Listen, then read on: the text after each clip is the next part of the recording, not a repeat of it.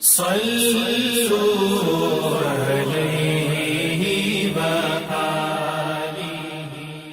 بخاری حدیث نمبر 1۔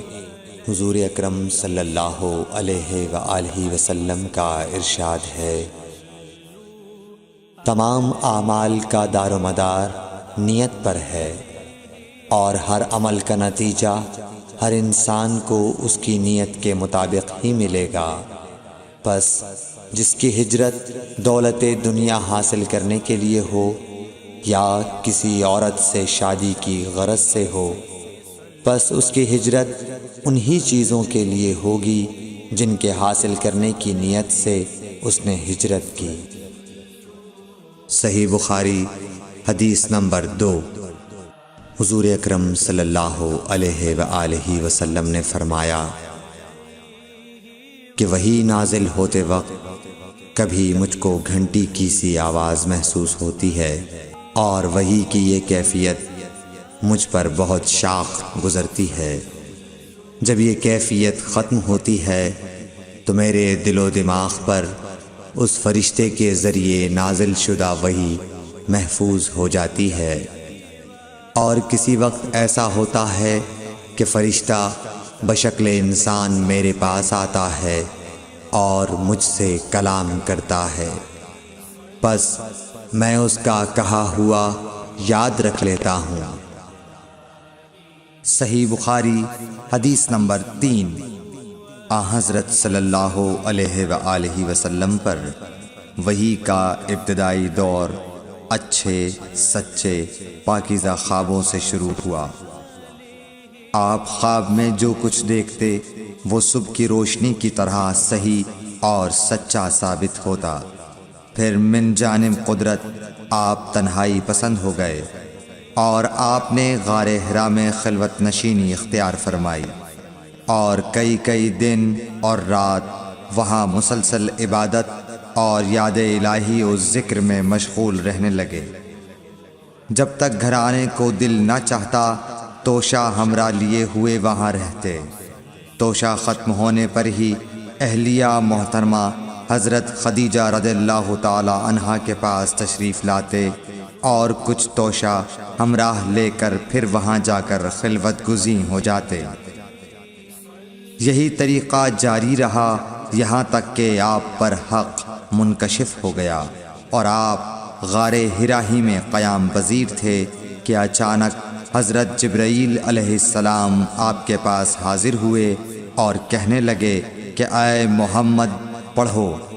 آپ فرماتے ہیں کہ میں نے کہا کہ میں پڑھنا نہیں جانتا۔ آپ صلی اللہ علیہ وسلم فرماتے ہیں کہ فرشتے نے مجھے پکڑ کر اتنے زور سے بھینچا کہ میری طاقت جواب دے گئی۔ پھر مجھے چھوڑ کر کہا پڑھو۔ میں نے پھر وہی جواب دیا کہ میں پڑھا ہوا نہیں ہوں۔ اس فرشتے نے مجھ کو نہایت ہی زور سے بھینچا کہ مجھ کو سخت تکلیف محسوس ہوئی۔ پھر اس نے کہا کہ پڑھ۔ میں نے کہا میں پڑھا ہوا نہیں ہوں۔ فرشتے نے تیسری بار مجھ کو پکڑا اور تیسری مرتبہ پھر مجھ کو بھینچا، پھر مجھے چھوڑ دیا اور کہنے لگا کہ پڑھو اپنے رب کے نام کی مدد سے جس نے پیدا کیا اور انسان کو خون کی پھٹکی سے بنایا۔ پڑھو اور آپ کا رب بہت ہی مہربانیاں کرنے والا ہے۔ پس یہی آیتیں آپ حضرت جبرائیل علیہ السلام سے سن کر اس حال میں غار حرا سے واپس ہوئے کہ آپ کا دل اس انوکھے واقعے سے کانپ رہا تھا۔ آپ حضرت خدیجہ کے ہاں تشریف لائے اور فرمایا کہ مجھے کمبل اوڑھا دو، مجھے کمبل اوڑھا دو۔ لوگوں نے آپ کو کمبل اوڑھا دیا۔ جب آپ کا ڈر جاتا رہا تو آپ نے اپنی زوجہ محترمہ حضرت خدیجہ رضی اللہ تعالی عنہا کو تفصیل کے ساتھ یہ واقعہ سنایا، اور فرمانے لگے کہ مجھ کو اب اپنی جان کا خوف ہو گیا ہے۔ آپ کی اہلیہ محترمہ حضرت خدیجہ رضی اللہ تعالی عنہا نے آپ کی ڈھارس بندھائی اور کہا کہ آپ کا خیال صحیح نہیں ہے، اللہ کی قسم آپ کو اللہ کبھی رسوا نہیں کرے گا۔ آپ تو اخلاق فاضلہ کے مالک ہیں، آپ تو کنبہ پرور ہیں، بے کسوں کا بوجھ اپنے سر پر رکھتے ہیں، مفلسوں کے لیے آپ کماتے ہیں، مہمان نوازی میں آپ بے مثال ہیں، اور مشکل وقت میں آپ امر حق کا ساتھ دیتے ہیں۔ ایسے اوصاف حسنہ والا انسان یوں بے وقت ذلت و خواری کی موت نہیں پا سکتا۔ پھر مزید تسلی کے لیے حضرت خدیجہ رضی اللہ تعالی عنہا آپ کو ورقہ بن نوفل کے پاس لے گئیں، جو ان کے چچا زاد بھائی تھے اور زمانہ جاہلیت میں نصرانی مذہب اختیار کر چکے تھے اور عبرانی زبان کے کاتب تھے۔ چنانچہ انجیل کو بھی حسب منشائے خداوندی عبرانی زبان میں لکھا کرتے تھے۔ انجیل سریانی زبان میں نازل ہوئی تھی، پھر اس کا ترجمہ عبرانی زبان میں ہوا۔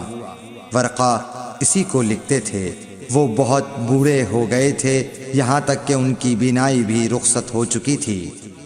حضرت خدیجہ رضی اللہ تعالی عنہا نے ان کے سامنے آپ کے حالات بیان کیے اور کہا کہ اے چچا زاد بھائی، اپنے بھتیجے محمد صلی اللہ علیہ وسلم کی زبانی ذرا ان کی کیفیت سن لیجئے۔ وہ بولے کہ بھتیجے، آپ نے جو کچھ دیکھا ہے اس کی تفصیل سناؤ۔ چنانچہ آپ صلی اللہ علیہ وآلہ وسلم نے از اول تا آخر پورا واقعہ سنایا، جسے سن کر ورقہ بے اختیار ہو کر بول اٹھے کہ یہ تو وہی ناموس معزز رازدان فرشتہ ہے جسے اللہ نے حضرت موسیٰ علیہ السلام پر وحی دے کر بھیجا تھا۔ کاش میں آپ کے اس عہد نبوت کے شروع ہونے پر جواں عمر ہوتا، کاش میں اس وقت تک زندہ رہتا جب کہ آپ کی قوم آپ کو اس شہر سے نکال دے گی۔ رسول کریم صلی اللہ علیہ وآلہ وسلم نے یہ سن کر تعجب سے پوچھا کہ کیا وہ لوگ مجھ کو نکال دیں گے، حالانکہ میں تو ان میں صادق و امین و مقبول ہوں۔ ورقہ بولا، ہاں یہ سب کچھ سچ ہے، مگر جو شخص بھی آپ کی طرح امر حق لے کر آیا لوگ اس کے دشمن ہی ہو گئے ہیں۔ اگر مجھے آپ کی نبوت کا وہ زمانہ مل جائے تو میں آپ کی پوری مدد کروں گا، مگر ورقہ کچھ دنوں کے بعد انتقال کر گئے۔ پھر کچھ عرصے تک وحی کی آمد موقوف رہی۔ صحیح بخاری حدیث نمبر 4۔ حضور اکرم صلی اللہ علیہ وآلہ وسلم نے وحی کے رک جانے کے زمانے کے حالات بیان فرماتے ہوئے کہا کہ ایک روز میں چلا جا رہا تھا کہ اچانک میں نے آسمان کی طرف ایک آواز سنی اور میں نے اپنا سر آسمان کی طرف اٹھایا۔ کیا دیکھتا ہوں کہ وہی فرشتہ جو میرے پاس غار حرا میں آیا تھا وہ آسمان و زمین کے بیچ میں ایک کرسی پر بیٹھا ہوا ہے۔ میں اس سے ڈر گیا اور گھر آنے پر میں نے پھر کمبل اوڑھنے کی خواہش ظاہر کی۔ اس وقت اللہ پاک کی طرف سے یہ آیات نازل ہوئیں، اے لحاف اوڑھ کر لیٹنے والے، اٹھ کھڑا ہو اور لوگوں کو عذاب الہی سے ڈرا، اور اپنے رب کی بڑائی بیان کر، اور اپنے کپڑوں کو پاک صاف رکھ اور گندگی سے دور رہ۔ اس کے بعد وہی تیزی کے ساتھ پے در پے آنے لگی۔ صحیح بخاری حدیث نمبر 5۔ رسول اللہ صلی اللہ علیہ وآلہ وسلم نزول قرآن کے وقت بہت سختی محسوس فرمایا کرتے تھے، اور اس کی علامتوں میں سے ایک یہ تھی کہ یاد کرنے کے لیے آپ اپنے ہونٹوں کو ہلاتے تھے۔ ابن عباس رضی اللہ تعالیٰ عنہ نے کہا، میں اپنے ہونٹوں کو ہلاتا ہوں جس طرح آپ ہلاتے تھے۔ سعید کہتے ہیں، میں بھی اپنے ہونٹ ہلاتا ہوں جس طرح ابن عباس رضی اللہ تعالیٰ عنہ کو میں نے ہلاتے دیکھا۔ پھر انہوں نے اپنے ہونٹ ہلائے۔ ابن عباس رضی اللہ تعالیٰ عنہ نے کہا، پھر یہ آیت اتری کہ اے محمد، قرآن کو جلد جلد یاد کرنے کے لیے اپنی زبان نہ ہلاؤ۔ اس کا جمع کر دینا اور پڑھا دینا ہمارا ذمہ ہے۔ حضرت ابن عباس رضی اللہ تعالی عنہ کہتے ہیں، یعنی قرآن آپ صلی اللہ علیہ وآلہ وسلم کے دل میں جمع دینا اور پڑھا دینا ہمارے ذمہ ہے۔ پھر جب ہم پڑھ چکے تو اس پڑھے ہوئے کی اتباع کرو۔ ابن عباس رضی اللہ تعالی عنہ فرماتے ہیں، اس کا مطلب یہ ہے آپ اس کو خاموشی کے ساتھ سنتے رہو، اس کے بعد مطلب سمجھا دینا ہمارے ذمہ ہے۔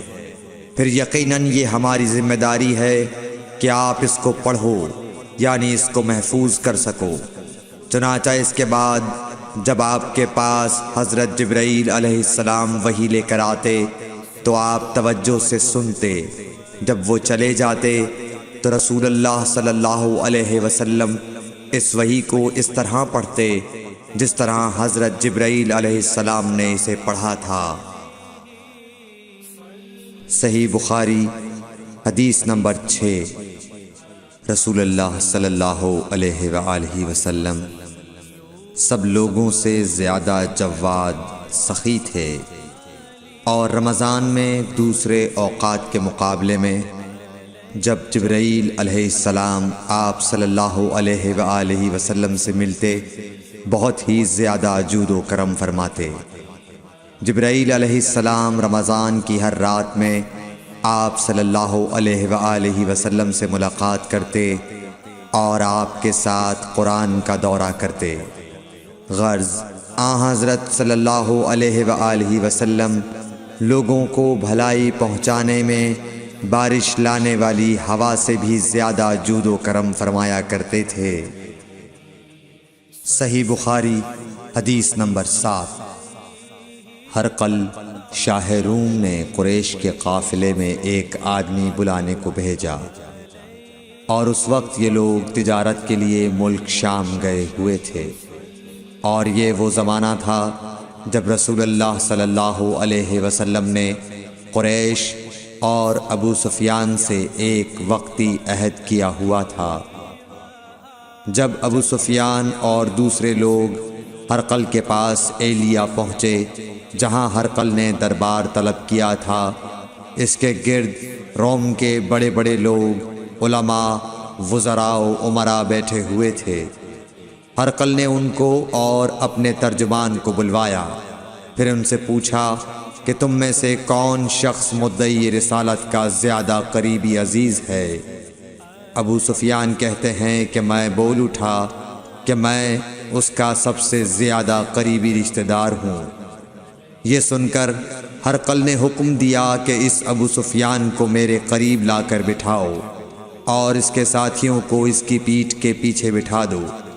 پھر اپنے ترجمان سے کہا کہ ان لوگوں سے کہہ دو کہ میں ابو سفیان سے اس شخص یعنی محمد صلی اللہ علیہ وسلم کے حالات پوچھتا ہوں، اگر یہ مجھ سے کسی بات میں جھوٹ بول دے تو تم اس کا جھوٹ ظاہر کر دینا۔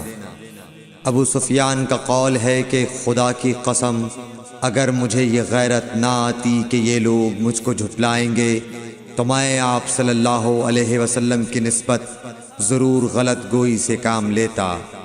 خیر، پہلی بات جو ہرقل نے مجھ سے پوچھی وہ یہ کہ اس شخص کا خاندان تم لوگوں میں کیسا ہے؟ میں نے کہا وہ تو بڑے اونچے عالی نسب والے ہیں۔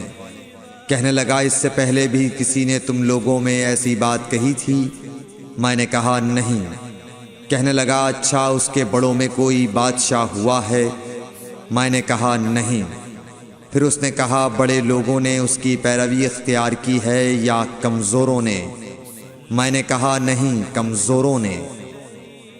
پھر کہنے لگا اس کے تابعدار روز بڑھتے جاتے ہیں یا کوئی ساتھی پھر بھی جاتا ہے؟ میں نے کہا نہیں۔ کہنے لگا کیا اپنے اس دعوی نبوت سے پہلے کبھی کسی بھی موقع پر اس نے جھوٹ بولا ہے؟ میں نے کہا نہیں، اور اب ہماری اس سے صلح کی ایک مقررہ مدت ٹھہری ہوئی ہے، معلوم نہیں وہ اس میں کیا کرنے والا ہے۔ ابو سفیان کہتے ہیں میں اس بات کے سوا اور کوئی جھوٹ اس گفتگو میں شامل نہ کر سکا۔ ہرقل نے کہا کیا تمہاری اس سے کبھی لڑائی بھی ہوئی ہے؟ ہم نے کہا کہ ہاں۔ بولا پھر تمہاری اور اس کی جنگ کا کیا حال ہوتا ہے؟ میں نے کہا لڑائی ڈول کی طرح ہے، کبھی وہ ہم سے میدان جنگ جیت لیتے ہیں اور کبھی ہم ان سے جیت لیتے ہیں۔ ہرقل نے پوچھا وہ تمہیں کس بات کا حکم دیتا ہے؟ میں نے کہا وہ کہتا ہے کہ صرف ایک اللہ ہی کی عبادت کرو، اس کا کسی کو شریک نہ بناؤ، اور اپنے باپ دادا کی شرک کی باتیں چھوڑ دو، اور ہمیں نماز پڑھنے، سچ بولنے، پرہیزگاری اور صلہ رحمی کا حکم دیتا ہے۔ یہ سب سن کر پھر ہرقل نے اپنے ترجمان سے کہا کہ ابو سفیان سے کہہ دے کہ میں نے تم سے اس کا نسب پوچھا تو تم نے کہا کہ وہ ہم سے عالی نسب ہے، اور پیغمبر اپنی قوم میں عالی نسب ہی بھیجے جایا کرتے ہیں۔ میں نے تم سے پوچھا کہ دعویٰ نبوت کی یہ بات تمہارے اندر اس سے پہلے کسی اور نے بھی کہی تھی؟ تو تم نے جواب دیا کہ نہیں۔ تب میں نے اپنے دل میں کہا کہ اگر یہ بات اس سے پہلے کسی اور نے کہی ہوتی تو میں سمجھتا کہ اس شخص نے بھی اسی بات کی تقلید کی ہے جو پہلے کہی جا چکی ہے۔ میں نے تم سے پوچھا کہ اس کے بڑوں میں کوئی بادشاہ بھی گزرا ہے تو تم نے کہا کہ نہیں۔ تو میں نے دل میں کہا کہ ان کے بزرگوں میں سے کوئی بادشاہ ہوا ہوگا تو کہہ دوں گا کہ وہ شخص اس بہانے اپنے آباء و اجداد کی بادشاہت اور ان کا ملک دوبارہ حاصل کرنا چاہتا ہے۔ اور میں نے تم سے پوچھا کہ اس بات کے کہنے یعنی پیغمبری کا دعویٰ کرنے سے پہلے تم نے کبھی اس کو دروغ گوئی کا الزام لگایا ہے؟ تم نے کہا کہ نہیں۔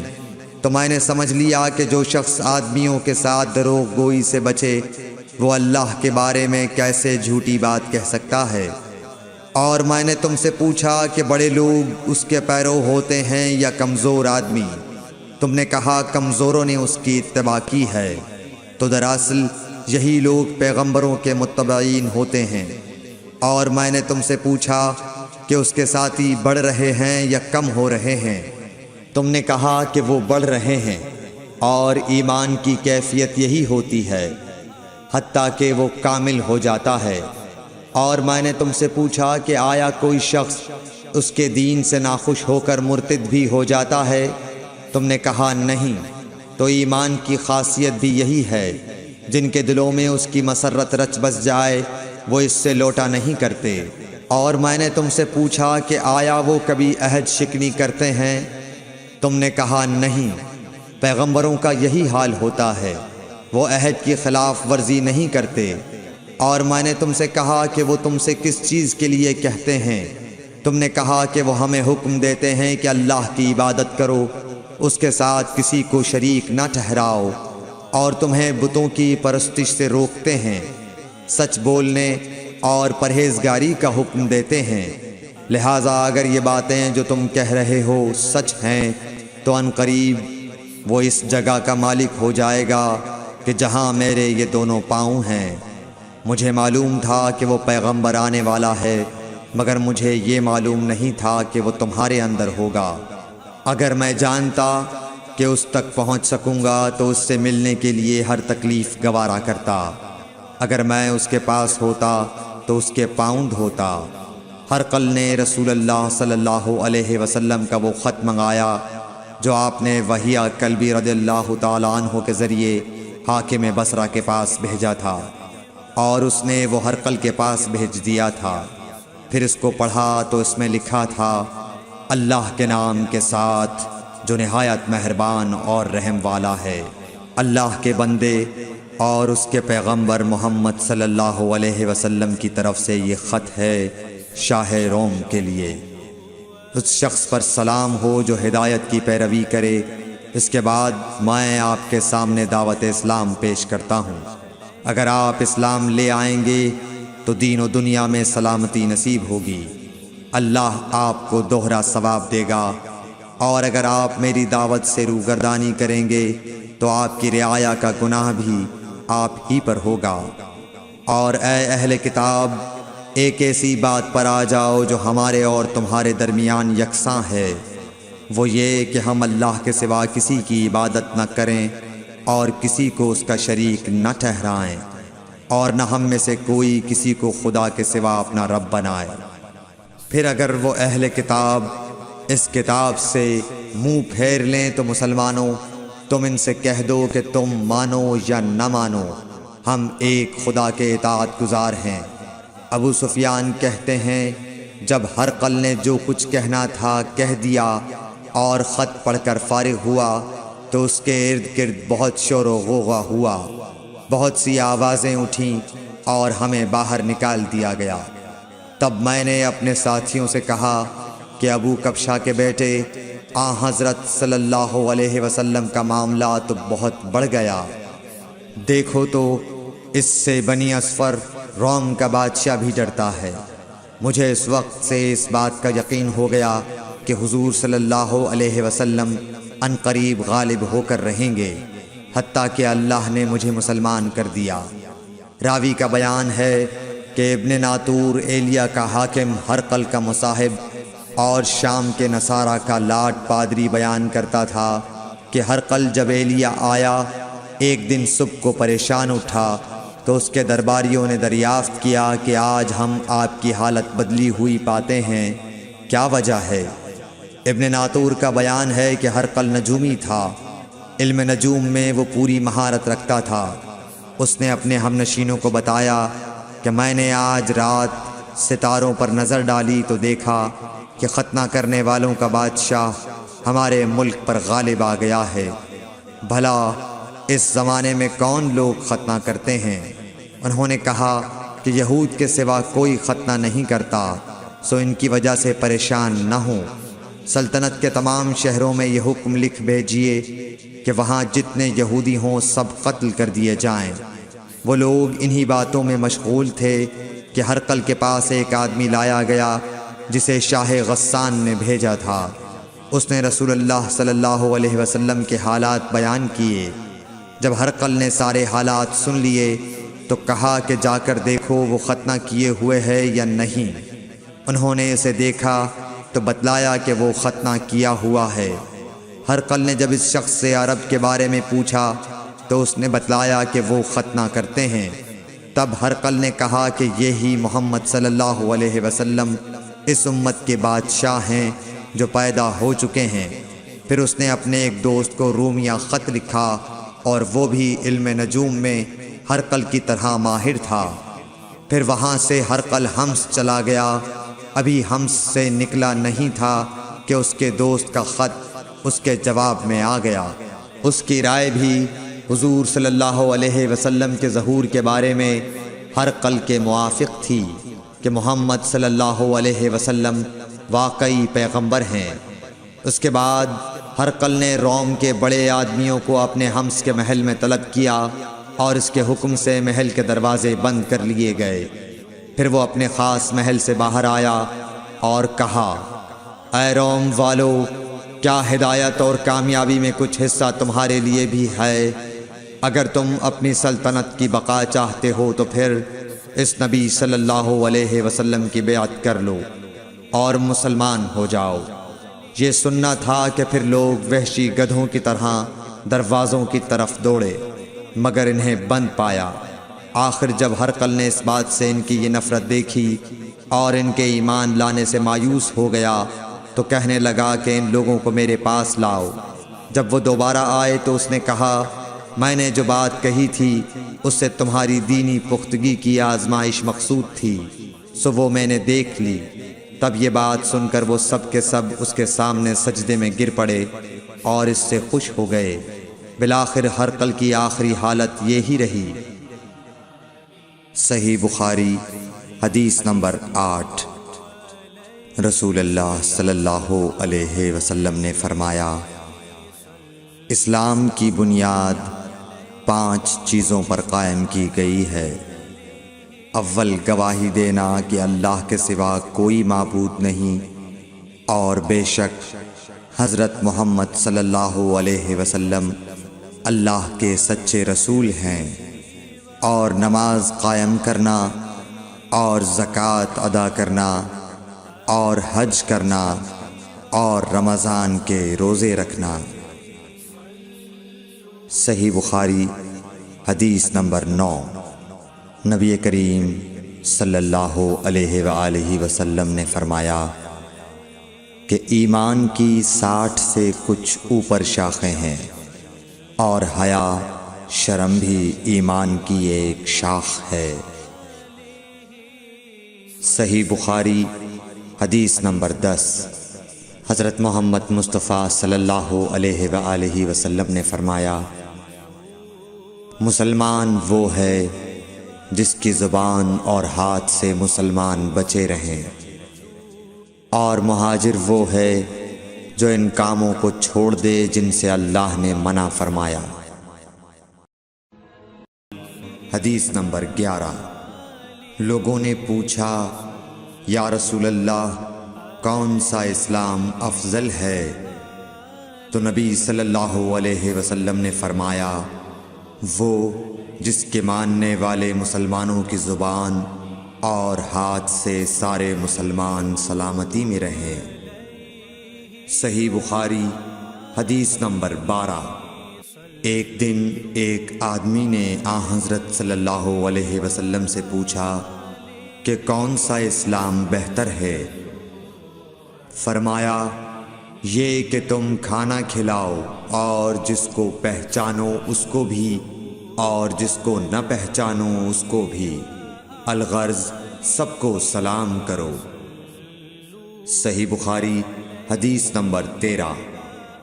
حضور اکرم صلی اللہ علیہ وآلہ وسلم نے فرمایا، تم میں سے کوئی شخص ایماندار نہ ہوگا جب تک اپنے بھائی کے لیے وہ نہ چاہے جو اپنے نفس کے لیے چاہتا ہے۔ صحیح بخاری حدیث نمبر 14۔ رسول کریم صلی اللہ علیہ وسلم نے فرمایا، قسم ہے اس ذات کی جس کے ہاتھ میں میری جان ہے، تم میں سے کوئی بھی ایماندار نہ ہوگا جب تک میں اس کے والد اور اولاد سے بھی زیادہ اس کا محبوب نہ بن جاؤں۔ صحیح بخاری حدیث نمبر 15۔ حضرت صلی اللہ علیہ وسلم نے فرمایا، تم میں سے کوئی شخص ایماندار نہ ہوگا جب تک اس کے والد اور اس کی اولاد اور تمام لوگوں سے زیادہ اس کے دل میں میری محبت نہ ہو جائے۔ صحیح بخاری حدیث نمبر 16۔ نبی کریم صلی اللہ علیہ وآلہ وسلم نے فرمایا، 3 خصلتیں ایسی ہیں کہ جس میں یہ پیدا ہو جائیں اس نے ایمان کی مٹھاس کو پا لیا۔ اول یہ کہ اللہ اور اس کا رسول اس کے نزدیک سب سے زیادہ محبوب بن جائیں۔ دوسرے یہ کہ وہ کسی انسان سے محض اللہ کی رضا کے لیے محبت رکھے۔ تیسرے یہ کہ وہ کفر میں واپس لوٹنے کو ایسا برا جانے جیسا کہ آگ میں ڈالے جانے کو برا جانتا ہے۔ صحیح بخاری حدیث نمبر 17۔ حضور اکرم صلی اللہ علیہ وآلہ وسلم نے فرمایا، انصار سے محبت رکھنا ایمان کی نشانی ہے، اور انصار سے کینہ رکھنا نفاق کی نشانی ہے۔ صحیح بخاری حدیث نمبر 18۔ رسول اللہ صلی اللہ علیہ وسلم نے اس وقت جب آپ کے گرد صحابہ کی ایک جماعت بیٹھی ہوئی تھی فرمایا کہ مجھ سے بیعت کرو اس بات پر کہ اللہ کے ساتھ کسی کو شریک نہ کرو گے، چوری نہ کرو گے، زنا نہ کرو گے، اپنی اولاد کو قتل نہ کرو گے، اور ناعمدن کسی پر کوئی ناحق بہتان باندھو گے، اور کسی بھی اچھی بات میں اللہ کی نافرمانی نہ کرو گے۔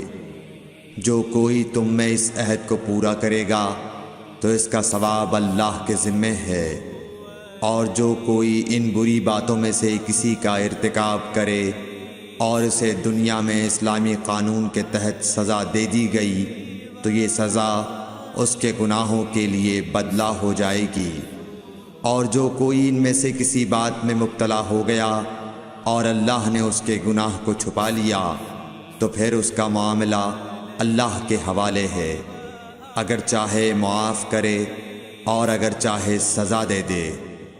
عبادہ کہتے ہیں کہ پھر ہم سب نے ان سب باتوں پر آپ صلی اللہ علیہ وسلم سے بیعت کر لی۔ صحیح بخاری حدیث نمبر 19۔ رسول اللہ صلی اللہ علیہ وسلم نے فرمایا، وہ وقت قریب ہے جب مسلمان کا سب سے عمدہ مال اس کی بکریاں ہوں گی، جن کے پیچھے وہ پہاڑوں کی چوٹیوں اور برساتی وادیوں میں اپنے دین کو بچانے کے لیے بھاگ جائے گا۔ صحیح بخاری حدیث نمبر 20۔ رسول اللہ صلی اللہ علیہ وسلم کسی کام کا حکم دیتے تو وہ ایسا ہی کام ہوتا جس کے کرنے کی لوگوں میں طاقت ہوتی۔ اس پر صحابہ کرام نے عرض کیا کہ یا رسول اللہ، ہم لوگ تو آپ جیسے نہیں ہیں، آپ تو معصوم ہیں اور آپ کی اللہ پاک نے اگلی پچھلی سب لغزشیں معاف فرما دی ہیں، اس لیے ہمیں اپنے سے کچھ زیادہ عبادت کرنے کا حکم فرمائیے۔ یہ سن کر آپ ناراض ہوئے، حتیٰ کہ خفگی آپ کے چہرہ مبارک سے ظاہر ہونے لگی۔ پھر فرمایا کہ بے شک میں تم سب سے زیادہ اللہ سے ڈرتا ہوں اور تم سب سے زیادہ اسے جانتا ہوں، پس تم مجھ سے بڑھ کر عبادت نہیں کر سکتے۔ صحیح بخاری حدیث نمبر 21۔ حضور اکرم صلی اللہ علیہ وآلہ وسلم نے ارشاد فرمایا، جس شخص میں یہ 3 باتیں ہوں گی وہ ایمان کا مزہ پالے گا۔ ایک یہ کہ وہ شخص جسے اللہ اور اس کا رسول ان کے ماں سوا سے زیادہ عزیز ہوں، اور دوسرے یہ کہ جو کسی بندے سے محض اللہ ہی کے لیے محبت کرے، اور تیسری بات یہ کہ جسے اللہ نے کفر سے نجات دی ہو، پھر دوبارہ کفر اختیار کرنے کو وہ ایسا برا سمجھے جیسا آگ میں گر جانے کو برا جانتا ہے۔ صحیح بخاری حدیث نمبر 22۔ حضرت محمد مصطفیٰ صلی اللہ علیہ وآلہ وسلم نے فرمایا، جب جنتی جنت میں اور دوزخی دوزخ میں داخل ہو جائیں گے، اللہ پاک فرمائے گا، جس کے دل میں رائی کے دانے کے برابر بھی ایمان ہو، اس کو بھی دوزخ سے نکال لو۔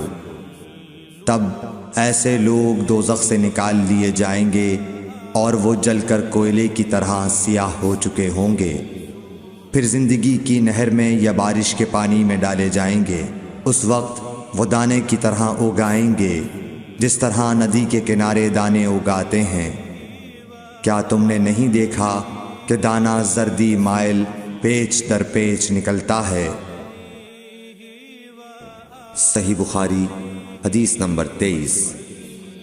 حضور اکرم صلی اللہ علیہ وآلہ وسلم نے فرمایا، میں ایک وقت سو رہا تھا، میں نے خواب میں دیکھا کہ لوگ میرے سامنے پیش کیے جا رہے ہیں اور وہ کرتے پہنے ہوئے ہیں، کسی کا کرتا سینے تک ہے اور کسی کا اس سے نیچا ہے۔ پھر میرے سامنے عمر بن خطاب لائے گئے، ان کے بدن پر جو کرتا تھا اسے وہ گھسیٹ رہے تھے، یعنی ان کا کرتا زمین تک نیچا تھا۔ صحابہ رضی اللہ تعالی عنہ نے پوچھا کہ یا رسول اللہ، اس کی کیا تعبیر ہے؟ آپ نے فرمایا کہ اس سے دین مراد ہے۔ صحیح بخاری حدیث نمبر 24۔ ایک مرتبہ رسول کریم صلی اللہ علیہ وسلم ایک انصاری شخص کے پاس سے گزرے، اس حال میں کہ وہ اپنے ایک بھائی سے کہہ رہے تھے کہ تم اتنی شرم کیوں کرتے ہو؟ آپ نے اس انصاری سے فرمایا کہ اس کو اس کے حال پر رہنے دو، کیونکہ حیا بھی ایمان ہی کا ایک حصہ ہے۔ صحیح بخاری حدیث نمبر 25۔ رسول اللہ صلی اللہ علیہ وسلم نے فرمایا، مجھے اللہ کی طرف سے حکم دیا گیا ہے کہ لوگوں سے جنگ کروں اس وقت تک کہ وہ اس بات کا اقرار کر لیں کہ اللہ کے سوا کوئی معبود نہیں ہے، اور یہ کہ محمد صلی اللہ علیہ وسلم اللہ کے سچے رسول ہیں، اور نماز ادا کرنے لگیں اور زکوٰۃ دیں۔ جس وقت وہ یہ کرنے لگیں گے تو مجھ سے اپنے جان و مال کو محفوظ کر لیں گے، سوائے اسلام کے حق کے۔ رہا ان کے دل کا حال تو ان کا حساب اللہ کے ذمہ ہے۔ صحیح بخاری حدیث نمبر 26۔ رسول اللہ صلی اللہ علیہ وسلم سے دریافت کیا گیا کہ کون سا عمل سب سے افضل ہے؟ فرمایا اللہ اور اس کے رسول پر ایمان لانا۔ کہا گیا اس کے بعد کون سا؟ آپ نے فرمایا کہ اللہ کی راہ میں جہاد کرنا۔ کہا گیا پھر کیا ہے؟ آپ نے فرمایا حج مبرور۔ صحیح بخاری حدیث نمبر 27۔ رسول اللہ صلی اللہ علیہ وسلم نے چند لوگوں کو کچھ عطیہ دیا اور ساتھ وہاں موجود تھے۔ وہ کہتے ہیں کہ رسول اللہ صلی اللہ علیہ وسلم نے ان میں سے ایک شخص کو کچھ نہ دیا، حالانکہ وہ ان میں مجھے سب سے زیادہ پسند تھا۔ میں نے کہا حضور آپ نے فلاں کو کچھ نہ دیا، میں اسے مومن گمان کرتا ہوں۔ آپ نے فرمایا مومن یا مسلمان؟ میں تھوڑی دیر چپ رہ کر پھر پہلی بات دہرانے لگا۔ حضور صلی اللہ علیہ وسلم نے بھی دوبارہ وہی جواب دیا۔ پھر آپ نے فرمایا کہ اے سعد، باوجود یہ کہ ایک شخص مجھے زیادہ عزیز ہے، پھر بھی میں اسے نظر انداز کر کے کسی اور دوسرے کو اس خوف کی وجہ سے یہ مال دیتا ہوں کہ وہ اپنی کمزوری کی وجہ سے اسلام سے پھر جائے اور اللہ اسے آگ میں اوندھا ڈال دے۔ صحیح بخاری حدیث نمبر 28۔ ایک آدمی نے رسول اللہ صلی اللہ علیہ وسلم سے پوچھا کون سا اسلام بہتر ہے؟ آپ صلی اللہ علیہ وسلم نے فرمایا کہ تو کھانا کھلائے اور ہر شخص کو سلام کرے، خواہ اس کو تو جانتا ہو یا نہ جانتا ہو۔ صحیح بخاری حدیث نمبر 29۔ حضرت صلی اللہ علیہ وسلم نے فرمایا مجھے دوزخ دکھلائی گئی تو اس میں زیادہ تر عورتیں تھیں جو کفر کرتی ہیں۔ کہا گیا حضور کیا وہ اللہ کے ساتھ کفر کرتی ہیں؟ آپ صلی اللہ علیہ وسلم نے فرمایا کہ خاوند کی ناشکری کرتی ہیں اور احسان کی ناشکری کرتی ہیں۔ اگر تم عمر بھر ان میں سے کسی کے ساتھ احسان کرتے رہو، پھر تمہاری طرف سے کبھی کوئی ان کے خیال میں ناگواری کی بات ہو جائے تو فوراً کہہ اٹھے گی کہ میں نے کبھی بھی تجھ سے کوئی بھلائی نہیں دیکھی۔ صحیح بخاری حدیث نمبر 30۔ حضرت صلی اللہ علیہ وآلہ وسلم فرماتے تھے جب دو مسلمان اپنی اپنی تلواریں لے کر بھڑ جائیں تو قاتل اور مقتول دونوں دوزخی ہیں۔ عرض کیا گیا یا رسول اللہ قاتل تو خیر ضرور دوزخی ہونا چاہیے، مقتول کیوں؟ فرمایا وہ بھی اپنے ساتھی کو مار ڈالنے کی حرص رکھتا تھا، موقع پاتا تو وہ اسے ضرور قتل کر دیتا، دل کے عزم سمیم پر وہ دوزخی ہوا۔ صحیح بخاری حدیث نمبر 31۔ ابو ذر ایک جوڑا پہنے ہوئے تھے اور ان کا غلام بھی جوڑا پہنے ہوئے تھا۔ سبب دریافت کیا گیا تو کہنے لگے کہ میں نے ایک شخص یعنی غلام کو برا بھلا کہا تھا اور اس کی ماں کی غیرت دلائی یعنی گالی دی، تو رسول اللہ صلی اللہ علیہ وسلم نے یہ معلوم کر کے مجھ سے فرمایا اے ابو ذر تو نے اسے ماں کے نام سے غیرت دلائی ہے، بے شک تجھ میں ابھی کچھ زمانہ جاہلیت کا اثر باقی ہے، یاد رکھو ماتحت لوگ تمہارے بھائی ہیں، اللہ نے اپنی کسی مصلحت کی بنا پر انہیں تمہارے قبضے میں دے رکھا ہے، تو جس کے ماتحت اس کا کوئی بھائی ہو تو اس کو بھی وہی کھلائے جو آپ کھاتا ہے، اور وہ کپڑا اسے پہنائے جو آپ پہنتا ہے، اور ان کو اتنے کام کی تکلیف نہ دو کہ ان کے لیے مشکل ہو جائے، اور اگر کوئی سخت کام ڈالو تو تم خود بھی ان کی مدد کرو۔ صحیح بخاری حدیث نمبر 32۔ 31۔ جب سورہ انعام کی یہ آیت اتری، جو لوگ ایمان لائے اور انہوں نے اپنے ایمان میں گناہوں کی آمیزش نہیں کی، تو آپ صلی اللہ علیہ وسلم کے اصحاب نے کہا، یا رسول اللہ، یہ تو بہت ہی مشکل ہے، ہم میں کون ایسا ہے جس نے گناہ نہیں کیا؟ تب اللہ پاک نے سورہ لقمان کی یہ آیت اتاری کہ بے شک شرک بڑا ظلم ہے۔ صحیح بخاری حدیث نمبر 33۔ رسول اللہ صلی اللہ علیہ وآلہ وسلم نے فرمایا، منافق کی علامتیں 3 ہیں: جب بات کرے جھوٹ بولے، جب وعدہ کرے اس کے خلاف کرے، اور جب اس کو امین بنایا جائے تو خیانت کرے۔ صحیح بخاری حدیث نمبر 34۔ رسول اللہ صلی اللہ علیہ وسلم نے فرمایا کہ 4 عادتیں جس کسی میں ہوں تو وہ خالص منافق ہے، اور جس کسی میں ان 4 میں سے ایک عادت ہو تو وہ بھی نفاق ہی ہے جب تک اسے نہ چھوڑ دے۔ وہ یہ ہیں: جب اسے امین بنایا جائے تو امانت میں خیانت کرے، اور بات کرتے وقت جھوٹ بولے، اور جب کسی سے عہد کرے تو اسے پورا نہ کرے، اور جب کسی سے لڑے تو گالیوں پر اتر آئے۔ صحیح بخاری حدیث نمبر 35۔ رسول اللہ صلی اللہ علیہ وسلم نے فرمایا، جو شخص شب قدر ایمان کے ساتھ محض ثواب آخرت کے لیے ذکر و عبادت میں گزارے، اس کے گزشتہ گناہ بخش دیے جاتے ہیں۔ صحیح بخاری حدیث نمبر 36۔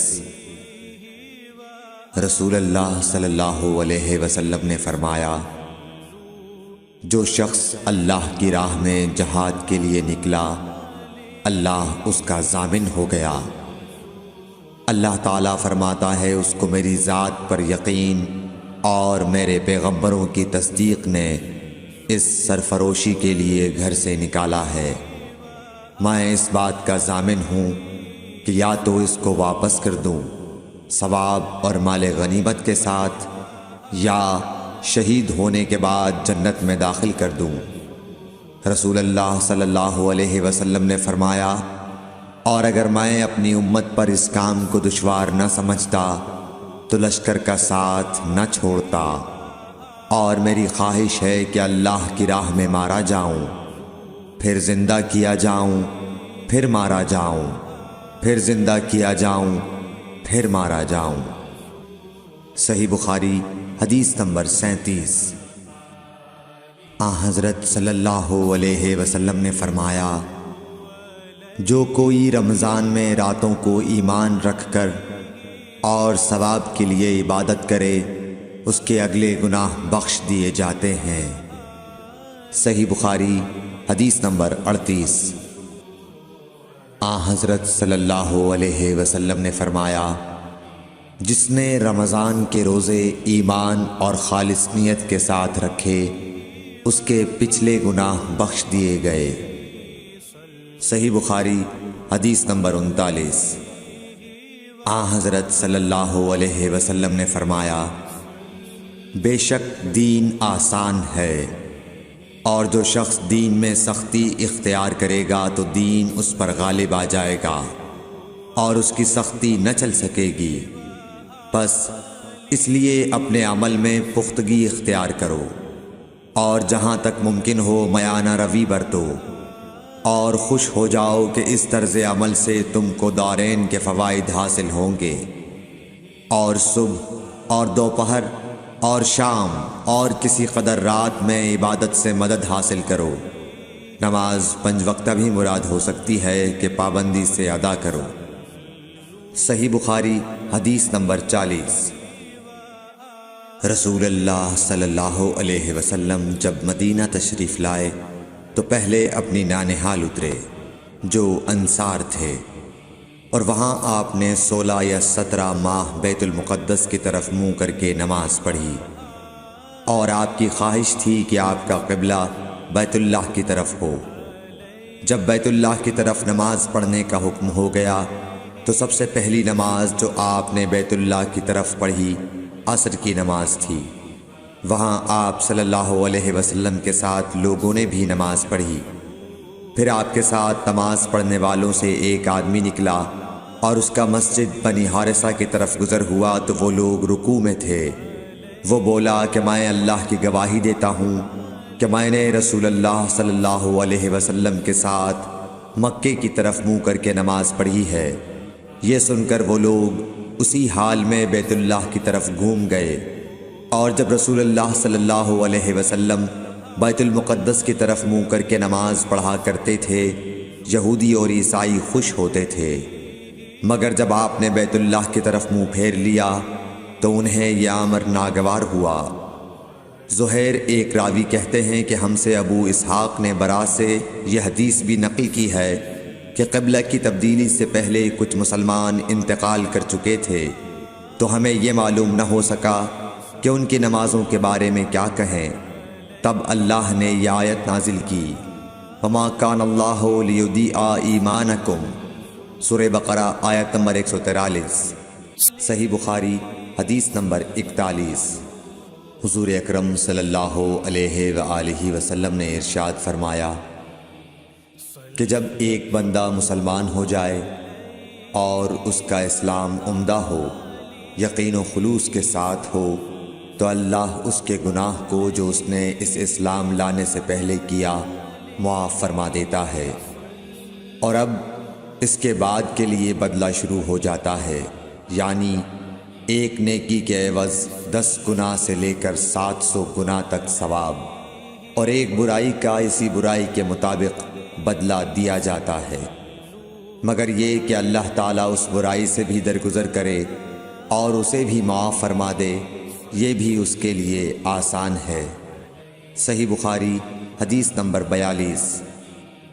رسول اللہ صلی اللہ علیہ وسلم نے فرمایا کہ تم میں سے کوئی شخص جب اپنے اسلام کو عمدہ بنا لے، یعنی نفاق اور ریا سے پاک کر لے، تو ہر نیک کام جو وہ کرتا ہے اس کے عوض 10 سے لے کر 700 گناہ تک نیکیاں لکھی جاتی ہیں، اور ہر برا کام جو کرتا ہے تو وہ اتنا ہی لکھا جاتا ہے جتنا کہ اس نے کیا ہے۔ صحیح بخاری حدیث نمبر 43۔ رسول اللہ صلی اللہ علیہ وسلم ایک دن حضرت عائشہ رضی اللہ تعالی عنہا کے پاس آئے۔ اس وقت ایک عورت حضرت عائشہ رضی اللہ تعالی عنہا کے پاس بیٹھی تھی۔ آپ صلی اللہ علیہ وسلم نے دریافت کیا، یہ کون ہے؟ عرض کیا، فلاں عورت، اور اس کی نماز کے اشتیاق اور پابندی کا ذکر کیا۔ آپ صلی اللہ علیہ وسلم نے فرمایا، ٹھہر جاؤ، سن لو کہ تم پر اتنا ہی عمل واجب ہے جتنے عمل کی تمہارے اندر طاقت ہے۔ اللہ کی قسم، ثواب دینے سے اللہ نہیں اکتاتا، مگر تم عمل کرتے کرتے اکتا جاؤ گے، اور اللہ کو دین کا وہی عمل زیادہ پسند ہے جس کی ہمیشہ پابندی کی جا سکے، اور انسان بغیر اکتائے اسے انجام دے۔ صحیح بخاری حدیث نمبر 44۔ رسول اللہ صلی اللہ علیہ وسلم نے فرمایا، جس شخص نے لا الہ الا اللہ کہہ لیا اور اس کے دل میں جو برابر بھی ایمان ہے، تو وہ ایک نہ ایک دن دوزخ سے ضرور نکلے گا، اور دوزخ سے وہ شخص بھی ضرور نکلے گا جس نے کلمہ پڑھا اور اس کے دل میں گیہوں کے دانے برابر خیر ہے، اور دوزخ سے وہ بھی نکلے گا جس نے کلمہ پڑھا اور اس کے دل میں ایک ذرہ برابر بھی خیر ہے۔ صحیح بخاری حدیث نمبر 45۔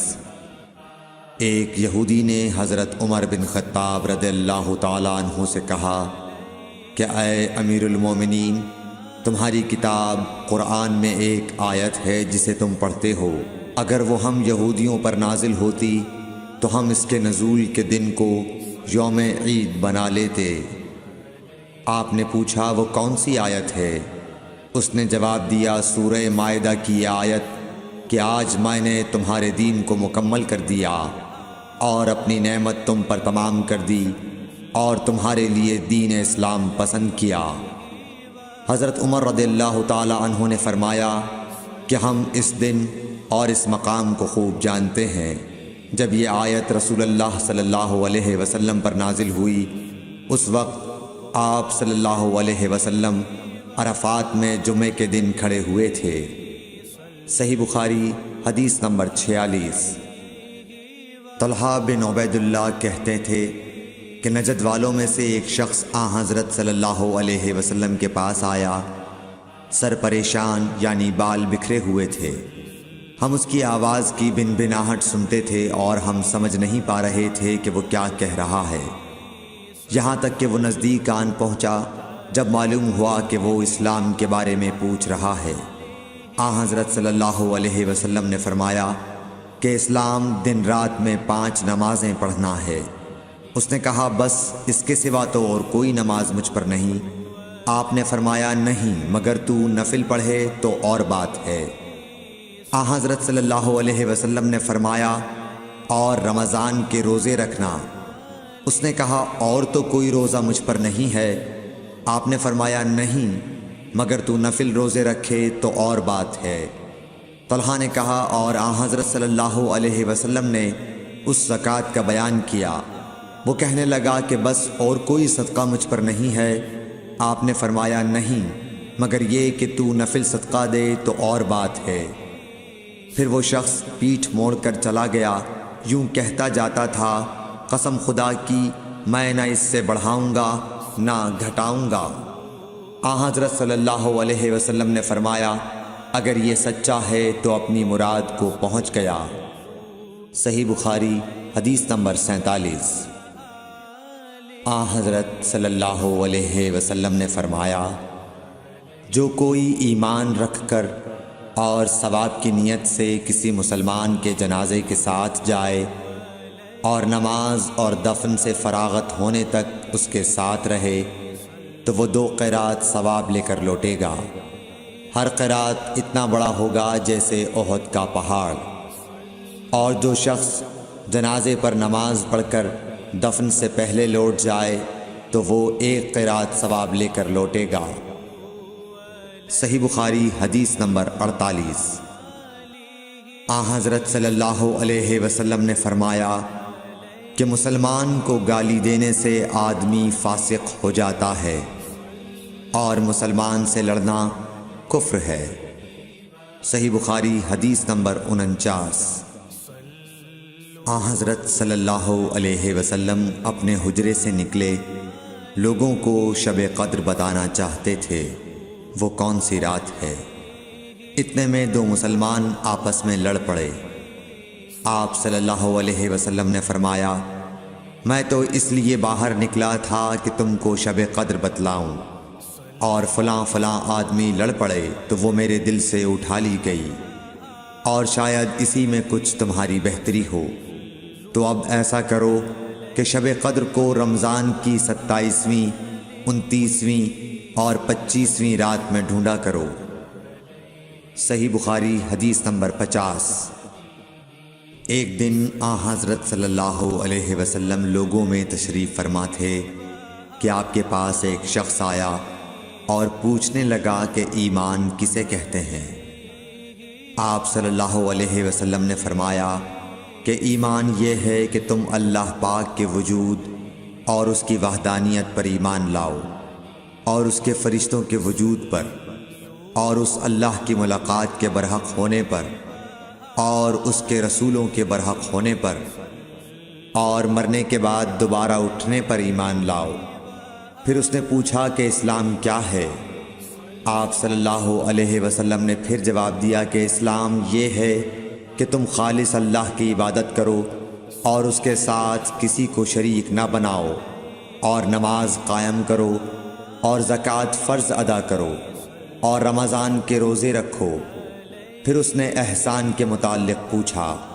آپ صلی اللہ علیہ وسلم نے فرمایا احسان یہ ہے کہ تم اللہ کی عبادت اس طرح کرو گویا تم اسے دیکھ رہے ہو۔ اگر یہ درجہ نہ حاصل ہو تو پھر یہ تو سمجھو کہ وہ تم کو دیکھ رہا ہے۔ پھر اس نے پوچھا کہ قیامت کب آئے گی؟ آپ صلی اللہ علیہ وسلم نے فرمایا کہ اس کے بارے میں جواب دینے والا پوچھنے والے سے کچھ زیادہ نہیں جانتا، البتہ میں تمہیں اس کی نشانیاں بتلا سکتا ہوں۔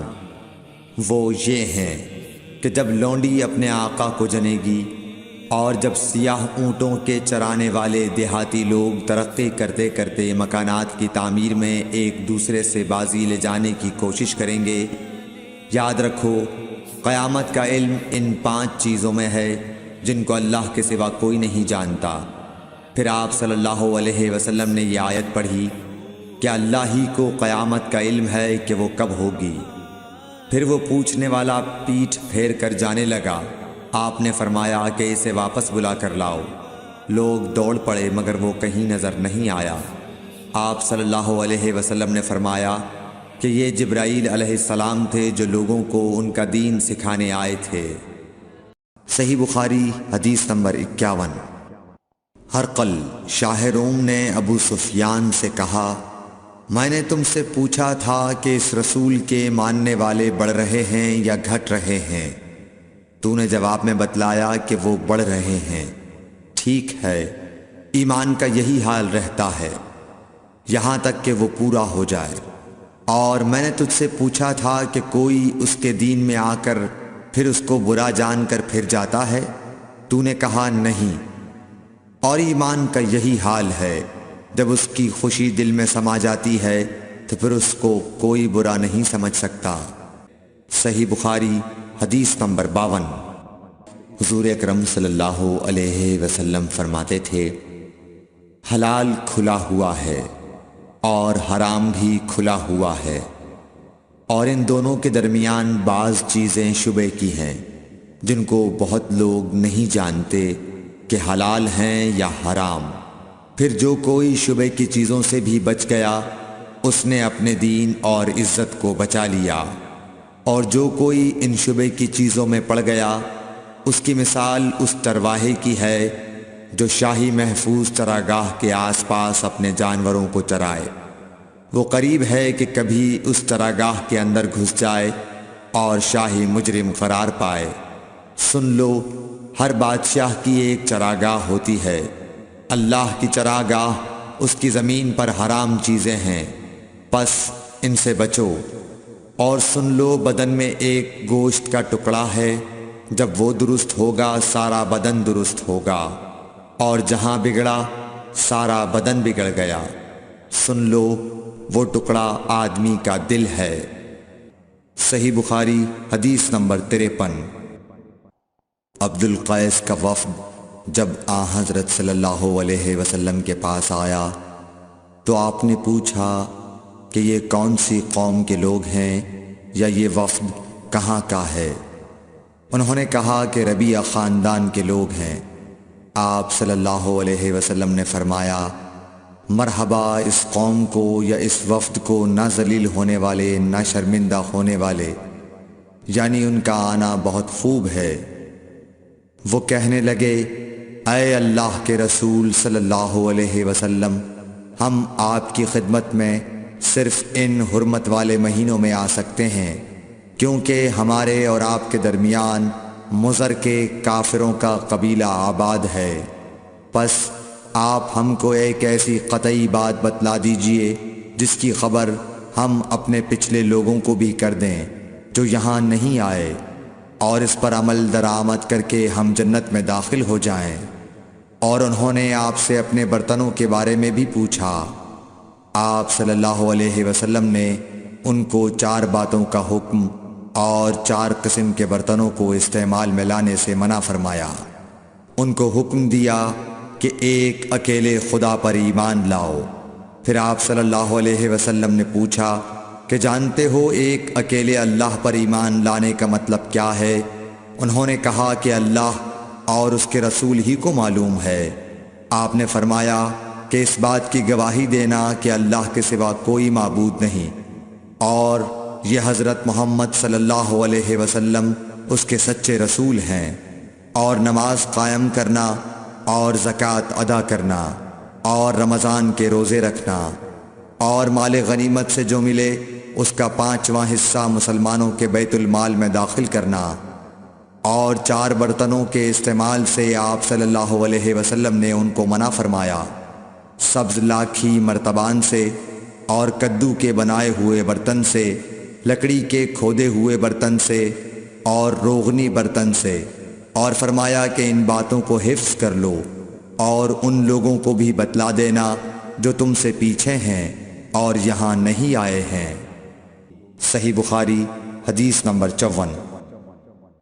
حضرت صلی اللہ علیہ وسلم نے فرمایا، عمل نیت ہی سے صحیح ہوتے ہیں یا نیت ہی کے مطابق ان کو بدلہ ملتا ہے، اور ہر آدمی کو وہی ملے گا جو نیت کرے گا۔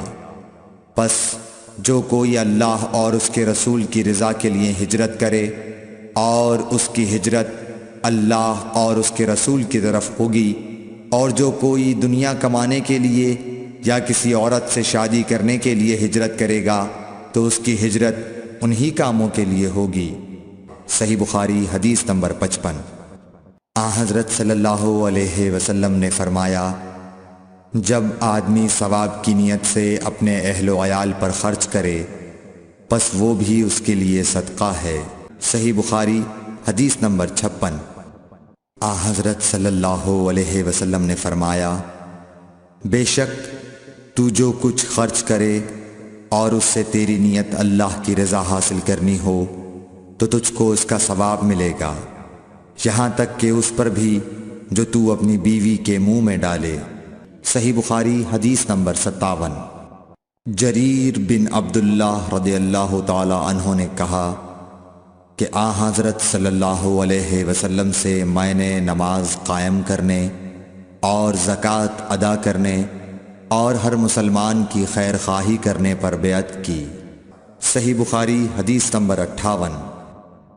جس دن مغیرہ بن شعبہ حاکم کوفہ کا انتقال ہوا تو جریر بن عبداللہ رضی اللہ تعالی عنہ خطبے کے لیے کھڑے ہوئے اور اللہ کی تعریف اور خوبی بیان کی اور کہا، تم کو اکیلے اللہ کا ڈر رکھنا چاہیے، اس کا کوئی شریک نہیں، اور تحمل اور اطمینان سے رہنا چاہیے اس وقت تک کہ کوئی دوسرا حاکم تمہارے اوپر آئے، اور وہ ابھی آنے والا ہے۔ پھر فرمایا کہ اپنے مرنے والے حاکم کے لیے دعائے مغفرت کرو، کیونکہ وہ مغیرہ بھی معافی کو پسند کرتا تھا۔ پھر کہا کہ اس کے بعد تم کو معلوم ہونا چاہیے کہ میں ایک دفعہ حضرت صلی اللہ علیہ وسلم کے پاس آیا اور میں نے عرض کیا کہ میں آپ سے اسلام پر بیعت کرتا ہوں۔ آپ نے مجھ سے ہر مسلمان کی خیر خواہی کے لیے شرط کی، پس میں نے اس شرط پر آپ سے بیعت کر لی۔ پس اس مسجد کے رب کی قسم کہ میں تمہارا خیر خواہ ہوں۔ پھر استغفار کیا اور ممبر سے اتر آئے۔ صحیح بخاری حدیث نمبر 59۔ ایک بار حضرت صلی اللہ علیہ وسلم لوگوں میں بیٹھے ہوئے ان سے باتیں کر رہے تھے، اتنے میں ایک دیہاتی آپ کے پاس آیا اور پوچھنے لگا کہ قیامت کب آئے گی۔ آپ صلی اللہ علیہ وسلم اپنی گفتگو میں مصروف رہے۔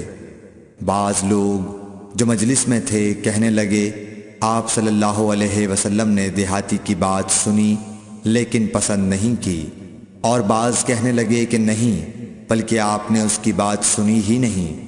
جب آپ اپنی باتیں پوری کر چکے تو میں سمجھتا ہوں کہ آپ صلی اللہ علیہ وسلم نے یوں فرمایا، وہ قیامت کے بارے میں پوچھنے والا کہاں گیا؟ اس دیہاتی نے کہا، حضور میں موجود ہوں۔